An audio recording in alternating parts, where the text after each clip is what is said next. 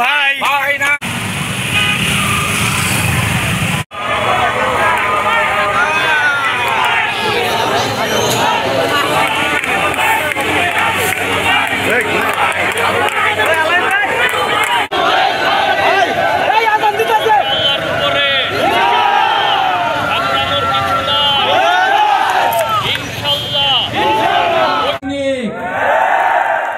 আমরা হতাশ হই না। অনেক জুলুম সহ্য করেছি, হতাশ হই নাই। শারীরিকভাবে ক্ষতিগ্রস্ত হয়েছি, হতাশ হই নাই। সারা জীবন রাজনীতি করে পরতে পরতে অনেক নির্যাতিত হয়েছি, সমস্ত হতাশা অতিক্রম করে এসেছি। আমি শুধু কালীহাতিতে যারা নেতৃবৃন্দ আছেন, বিভিন্ন সিনিয়র নেতৃবৃন্দ আছেন, সবার প্রতি আমার শুধু উদাত্ত আহ্বান থাকবে, কালীহাতিতে এমন কোন পরিবেশ পরিস্থিতি সৃষ্টি করবেন না যাতে আগামী দিনে বিএনপির পথ চলতে কষ্ট হয়। কালীহাতিতে বিএনপির জন্য যে নির্বাচনী মাঠ, এই নির্বাচনী মাঠ শেখ হাসিনার আমল থেকে নেতৃত্ব দিয়ে আমরা তৈরি করে রেখেছি। নতুন করে নির্বাচনী মাঠ তৈরি করার কিছু নাই। নতুন করে মাঠ তৈরি করতে গিয়ে বিএনপিকে বিভক্ত করবেন না কেউ। মাঠ তৈরি করা আছে, এই মাঠের উপর দাঁড়িয়ে আগামী দিনে ভারপ্রাপ্ত চেয়ারম্যান জনাব তারেক রহমানের নেতৃত্বে কালীহাতিতে বিএনপি দুর্বার গতিতে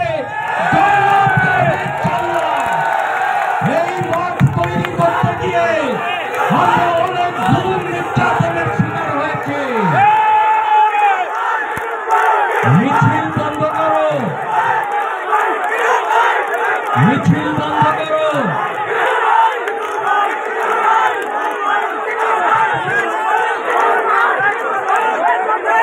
আমি সম্পর্ক হয়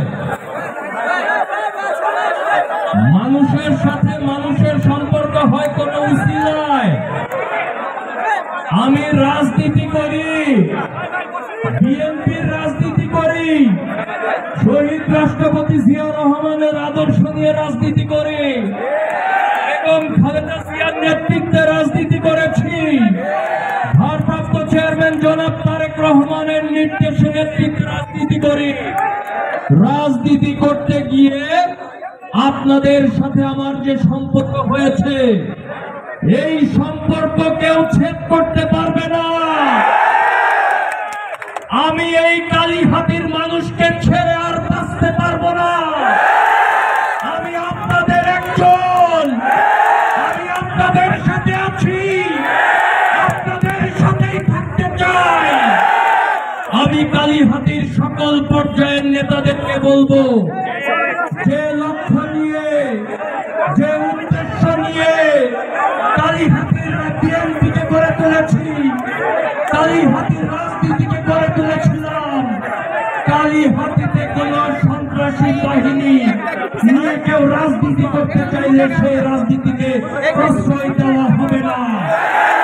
আমি কালীহাতির অন্য যে সকল নেতৃবৃন্দ আছেন যারা বিএনপির রাজনীতির সঙ্গে জড়িত, সবার উদ্দেশ্যে বলি, কালীহাতির রাজনীতিতে যদি কোন সন্ত্রাসী বাহিনী তৈরি করতে চান, সন্ত্রাসী বাহিনীকে যদি রাজনীতি করতে চান, কালীহাতির মানুষ সেইটা গ্রহণ করবে না। আমি কোন সন্ত্রাসী বাহিনীর সাথে পথ চলবো না। আগামী দিনে আমি আপনাদেরকে শুধু এই কথাটাই বলতে এসেছি, হতাশ হবেন না। হতাশ হওয়া হচ্ছে ইমান হানি করবে ব্যাপার। আমরা ইমানদার নিয়ে চলতে চাই, ইমানের সাথে চলতে চাই, ইমানদারের না। আগামী দিন ইনশাআল্লাহ আমরা ঐক্যবদ্ধ ভাবেই থাকবো, ঐক্যবদ্ধ ভাবে পথ চলবো। আজকে এইখানে যে সকল নেতৃবৃন্দ আছেন আপনাদেরকে বলি, আপনারা সবাই ধৈর্য রাখবেন। ধৈর্যের ফল সব সময় ভালো হয়, ভালো হয় না? ধৈর্যের ফল ভালো হয়। কালীহাতির মানুষ তারেক রহমানের নেতৃত্ব ঐক্যবদ্ধ। কালীহাতির মানুষকে ঐক্যবদ্ধ করতে গিয়ে আমি বারবার জুলুমের শিকার হয়েছি। আমার উপর অত্যাচার করা হয়েছে, হামলা করা হয়েছে, তারপরেও কালীহাতির মাঠ ছেড়ে যাই নাই। আপনাদেরকে কথা দিলাম, কালীহাতির মাঠ ছেড়ে যাব না। আপনারা আমাকে ডান দিকে তাকালেও আমাকে পাবেন, বাম দিকে তাকালেও আমাকে পাবেন, পিছনেও আমাকে পাবেন, সামনেও আমাকে পাবেন। আপনাদেরকে ছেড়ে আমি যাব না। ঐক্যবদ্ধভাবে আমরা আগামী দিনের ধানের শীষকে কালীহাতিতে জয়যুক্ত করবো ইনশাআল্লাহ। এই জন্যে আমাদের দরকার একতাবদ্ধতা। আজকে যদি আমরা ঐক্যবদ্ধ থাকতে না পারি, আমাদের যদি একতাবদ্ধতা যদি নষ্ট হয়, আমরা যদি ছোট ছোট ভাগে বিভক্ত হয়ে যাই, তাহলে নেতা কর্মীরা গত 5 বছর যে নিরলস পরিশ্রম করে যে মাঠ তৈরি করেছে, এই মাঠ নষ্ট হতে পারে। যে ফসল আমরা লাগিয়েছি, এই ফসল নষ্ট হতে পারে। কাজে আমাদেরকে ঐক্যবদ্ধ থাকতে হবে। নির্বাচনের জন্য নতুন করে মাঠ তৈরি করতে হবে না। জুলুম করে নিয়ে প্রত্যেকটা মানুষ এইখানে যারা উপস্থিত আছে, সকলেই গত 15 বছর জুলুম নির্যাতনের শিকার হয়ে কালীহাতির মানুষের মন জয় করেছে, কালীহাতিতে নির্বাচনের মাঠ তৈরি করেছে। এই মাঠ আমরা নষ্ট হতে দিব না।